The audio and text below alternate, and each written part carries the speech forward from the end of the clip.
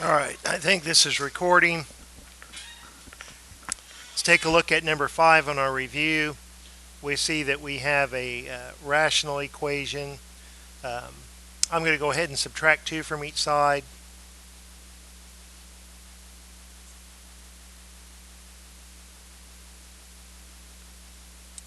When you look at the denominators, that first term 3, if I write it as a fraction 3 over 1, you can see that it lacks the factor x minus 2 in the denominator. So if we multiply by x minus 2 divided by x minus 2, we're actually multiplying by the number 1. So we have 3 times this quantity x minus 2 plus 9 is equal to x plus 7. That you get this resulting equation if you multiply every term by x minus 2. In doing that, you create a new equation that may not have the same solution set as the original problem. This will have the same solution set, but it could have extra solutions in reference to the solution set of the original equation. So let's solve this for x. It's just simply using your distributive property, combining like terms, and step by step getting x by itself.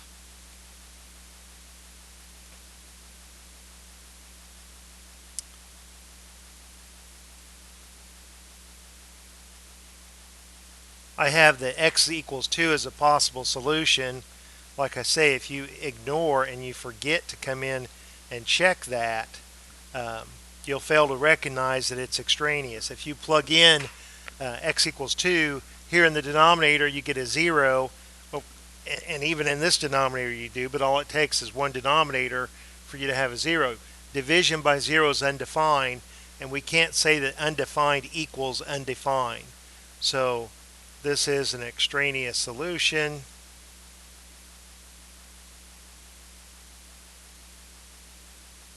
It was our only candidate to be in the solution set, so the solution set is empty. There is no solution to this equation. Let's take a look at number 6. This time we have a radical, and when you have radical equations, look at the number of terms. Here we have just a single term on the left, a single term on the right. If you had more terms, you want to get the radical, at least one of them, isolated. And when you start having other terms here, that process of isolating the radical and raising each, in this case we'll cube each side because the index is 3, but raising each side to that power that you need to that index, you may have to do that multiple times to eliminate the radical. But here, when you just have a radical equals a radical, it's pretty straightforward. It's not that these radicals cancel, it's that when you cube the left-hand side and you cube the right-hand side, that this simplifies to, or evaluates to, 6x plus 9, and over here 4x minus 3. Students mistakenly think that any time something goes away that it has been canceled, and sometimes there is a better mathematical explanation than just saying that it canceled.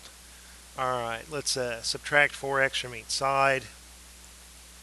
Let's subtract 9, divide by 2. We have a possible solution of negative 6.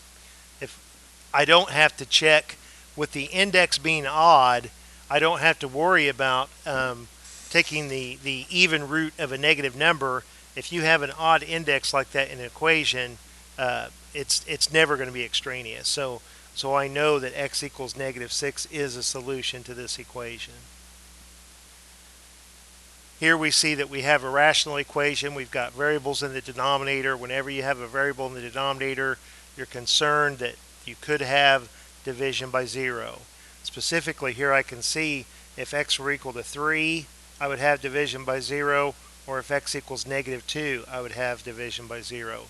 So they may have taught you in a previous class to go ahead and jot that down now as part of your solution, that you recognize immediately what values that you'd have to throw out when you go to solve this. So our technique of solving is to get a common denominator, but before I do that, I need to factor the denominator of this first term. Oftentimes you'll see one or more of the factors in the equation, and here that's exactly what we see, that when I go to factor x squared minus x minus 6, I see that it factors into x plus 2 times x minus 3. Now that's not always true, but it's for our level, for the small problems that we have. If we had the more factors we had, the longer our solution would be. So it's easy to see now what you need in each denominator when it's in factored form. Should have given myself a little bit more room. I'm trying to, well, it's not cooperating. Alright, it's alright. This is has the denominator I want this term. This term is lacking the x minus 3. X minus 3 divided by x minus 3 is 1. When you multiply by 1, you get the identical thing back. Over here, if I multiply by x plus 2 over x plus 2, on the right hand side, I have 0. Alright, so if I multiply every term of this equation by this common denominator, all these denominators will clear, and I'll have the operations that are left in the numerator. I'll have 1 plus, then I'll have 2, and I distribute it through this x minus 3. Then I'll have this x that is being multiplied. It distributes through the quantity x plus 2. Alright, so we have a quadratic equation. We want to get it in standard form, see if we can factor it. If we can't factor it, use the quadratic formula. So we've got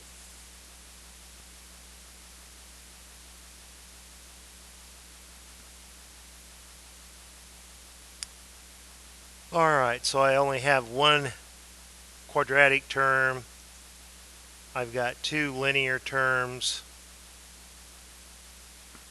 and I have two constants. 1 minus 6 is a negative 5. And I believe that we can factor this. We get x plus 5 times x minus 1. Because you're looking for two numbers when multiplied together give you negative 5 but add up to a positive 4. So positive 5 and negative 1 do the trick. We have possible solutions of negative 5 and positive 1. We've got to check those into the original equation to make sure that they really are in the solution set. When we do this arithmetic on the left hand side, the equation claims that we'll get 0. So let's plug in a negative 5. We'll put parentheses around the denominator. When I square negative 5, I get 25 minus a negative 5 minus 6. Alright, then my next term is 2 divided by the quantity negative 5 plus 2. And then finally that last term in the numerator is negative 5.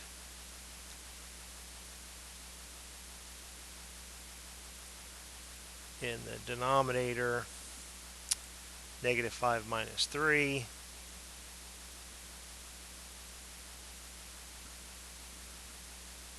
Let's see if that's 0, and it's not. If I keyed something in incorrectly, it probably did.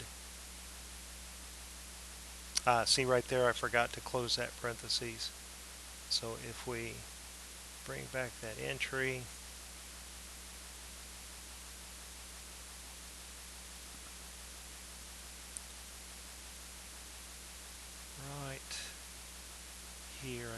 insert a, well, I did it on the wrong side.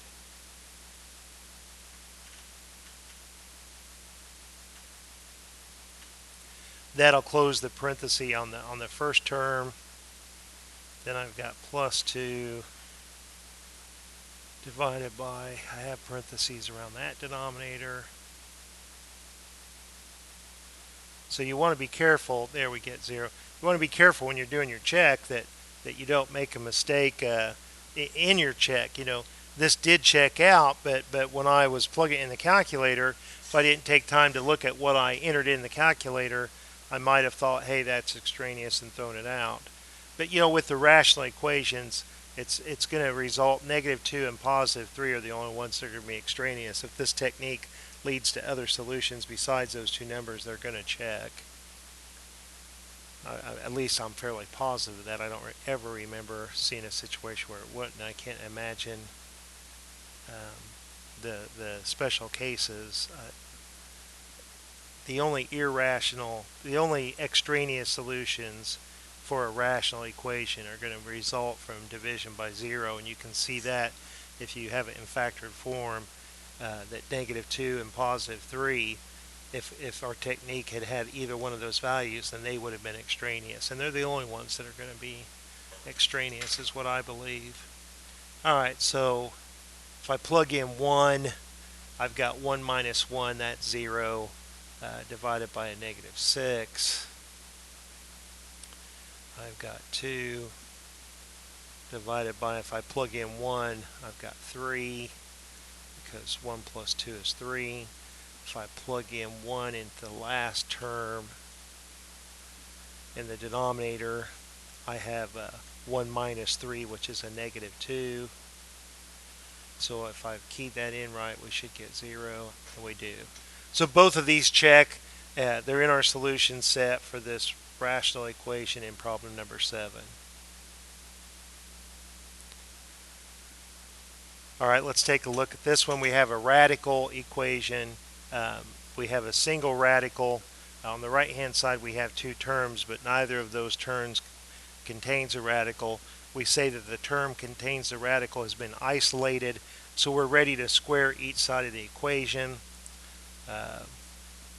In doing that, the resulting equation, you may have introduced solutions that are extra solutions with regards to the first equation. So if I square this, I get 3x minus 1, and when I square this binomial, I get 1 minus 6x plus 9x squared, and it's right there. This equation is what we're now solving. It'll have the same solution set as the original equation, with the possibility of a few extra solutions that we label extraneous, because although they satisfy the second equation, they didn't satisfy the original. This is a quadratic equation. Let's get it in standard form. So we've only got one linear term, 9x squared. If I subtract 3x from both sides, if I add 1 to both sides, I can apply the x method, or I could jump in and use the quadratic formula. It doesn't say that we have to solve this by any specific method. First term times the last term, I get 18. Two numbers that when multiplied together give us this positive value, but add to give us a negative value means that these numbers are both going to be negative. I have a negative 6x and a negative 3x that multiply together to give me that multiply together to give me the 18x squared. Negative times negative is positive, but yet they add together to give me a negative 9x. So with a leading coefficient that's not 1, it's suggested that you write a table. In the body of the table, in the body of the table with this x method, we fill in things diagonally. The first term and the last term go along one diagonal, and within the body of the x, the two values we found go in the other diagonal. when you have this diagonal, both of those being negative values and this lower right hand being positive, then you know that out here is going to be a negative number and a negative number. These are both even, so we say they have a common factor of -2. These are relatively prime, so we'll have a 1, but like I say, we made it negative. So now a -2 times a -1 is +2. If we look horizontally across the top, we've got 3x as a common factor because 3 divides itself and 3 also divides 9, and you see that x appears in both entries there. Vertically, 9 and -6 are both divisible by 3, and we see an x that appears in each of those terms in these first two boxes. So that allows us to rewrite this trinomial into a binomial 3x minus 2, 3x minus 1. So by the zero product theorem, that we can come in and say, well, one or both of these numbers must be 0, so 3x minus 2 either equals 0 or 3x minus 1 equals 0. This is a two-step equation. Add 2 to both sides and then divide by 3, and add 1 to both sides and then divide by 3. Now we're going to have to check both of these to see whether or not it's extraneous. Like I say, when we square both sides of the equation, we introduce the possibility of extraneous solutions. I need to make that bigger so I can see that a little bit better. Let's just do it on the calculator. So I have 2/3. Now on the left hand side, I have the square root of 3, and then see, I'll just say second answer, that previous answer, so I don't have to keep I don't know if that's saving keystrokes, but I don't have to keep keying in 2/3 minus 1. That, nope.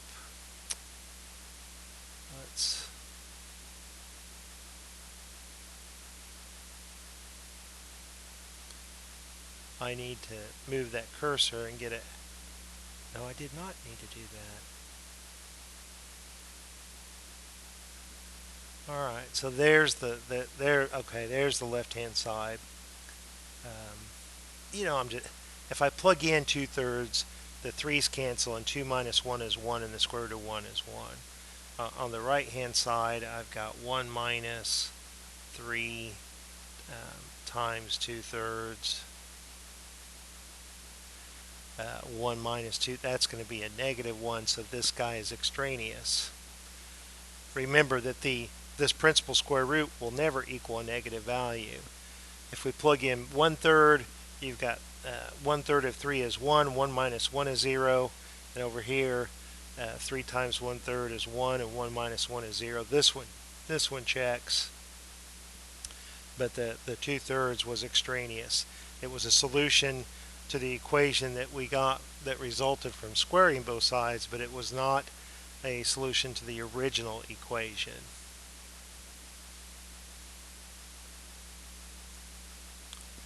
So here I have a rational equation. Let's solve it, and then I'll move on to another video. Let's write it in factored form. I can't do anything with the x. I can't do anything with the x minus 3. But on the right hand side, both of those terms contain an x. So now I can see that I need a common denominator, a denominator in each term of x times the quantity x minus 3.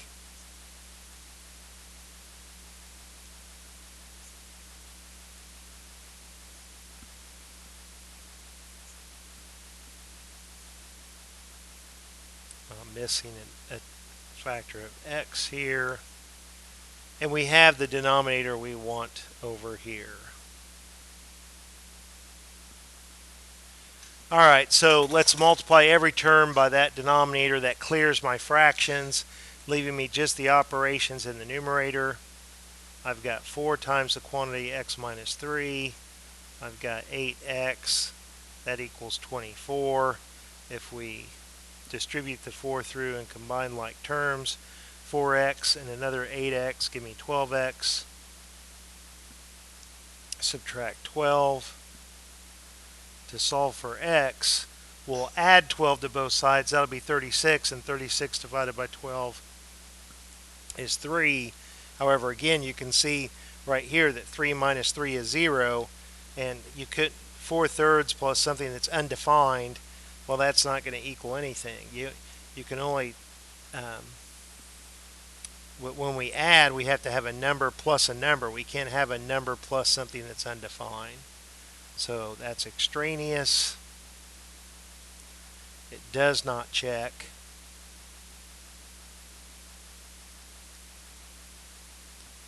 And since that was the only candidate, we have no other things to check. We have no solution to this equation. All right, so I hope this helps, and I may have to continue some of the problems tomorrow.